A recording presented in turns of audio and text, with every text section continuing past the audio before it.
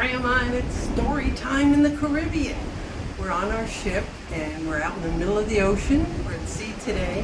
Grandpa's going to show you what it looks like off of our balcony, and then I've got a story.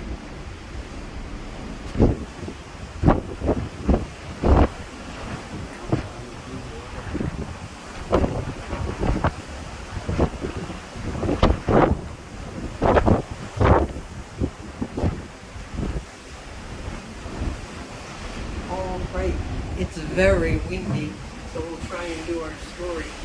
It's called My Little Island, and it's about the Caribbean, about the Caribbean islands. It may not be the ones that we're going to, but you're going to get the idea. My best friend Luca and I are going to visit the little Caribbean island where I was born. From the air, it looks like a green giant turtle swimming in the sea. When our plane lands, we see dozens of smiling faces welcoming us. It's good to be home again. Zoom in on the picture. You can do that while I'm reading. On the way to my aunt's house, we passed dozens of brightly painted wooden houses. From the road, they look like little rainbows sitting on the hills. As we drive up a mountainside, a breeze begins to blow. It smells so sweet. Luca wants to know the names of all the beautiful trees and flowers. I only know some of them. Frangipana and jasmine flowers, yellow paui and red flamboyant trees, pink coral and sweet bay rum trees.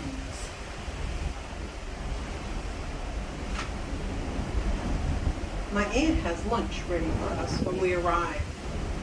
It's too hot to cook outside, indoors, so my aunt cooked the food outside in old coal pots.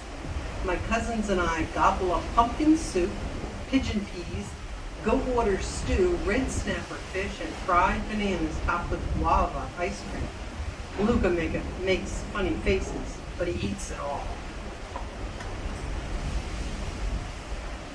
After lunch, lots of children come to play with us. Donkeys and goats, cats and dogs, birds and cows are everywhere. We even see iguanas that are 3 feet long and giant barking frogs. Grandpa and I saw an iguana yesterday in the trees in Grand Cayman. Our friends call the barking frogs mountain chickens. Luca and I laugh. Who will believe us back home? To market, my aunt sings out early the next morning. When we get to town, the sun is just peeking over the mountaintops. But people from nearby villages are already arriving by bus, by donkey, by foot. On their heads, many people balance baskets loaded with cinnamon and fresh nutmeg and other good things to sell. Wadi mangoes, wadi nuts, people ask. They want to know the prices before they buy. Luca and I can't decide what to get. Soursops, guavas, Christophins, mangoes, coconuts, or juicy orange pawpaws. Which will taste best? By noontime, it's too hot to walk around anymore. Even the noisy traffic has stopped. We sit down under a palm tree in the square and eat the fruits we bought at the market. After lunch, Luca and I duck into an island shop to buy presents for everyone back home. We choose mango jam, guava cheese, lime squash, and some very hot pepper sauce for Luca's father.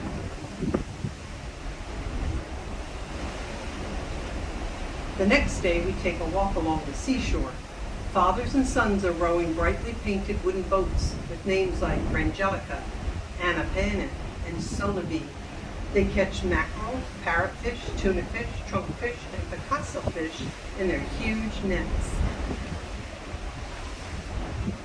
When their boats are filled with flipping and flopping fish, they row back to shore. A fisherman blows a conch shell. People hear the toot, toot, toot, and run to the beach to buy fresh, nice fish for supper.